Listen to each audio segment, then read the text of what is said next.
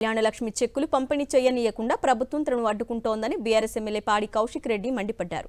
CM Revanth Reddy ఆదేశాలతో మంత్రి పొన్నం ప్రభాకర్ అడ్డుకుంటున్నారని ఆరోపించారు.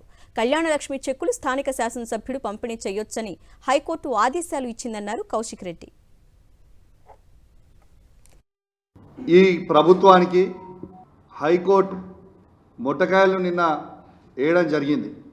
దేని మీద అంటే ఒక శాసనసభ్యునిగా నేను హుజరాబాద్ నియోజకవర్గంలో గెలిచిన తర్వాత ఈ ప్రభుత్వం హరాచకాలకు రేవంత్ రెడ్డి గారు మరియు పొన్నం ప్రభాకర్ గారు ఇద్దరు కలిసి నా నియోజకవర్గంలో కళ్యాణ లక్ష్మి చెక్కులు పంచనివ్వకపోతే నేను హైకోర్టుని అప్రోచ్ అయితే హైకోర్టు నిన్న 2 రోజులు ఆర్గ్యుమెంట్ తర్వాత నిన్న ఆర్డర్ పాస్ చేయడం జరిగింది.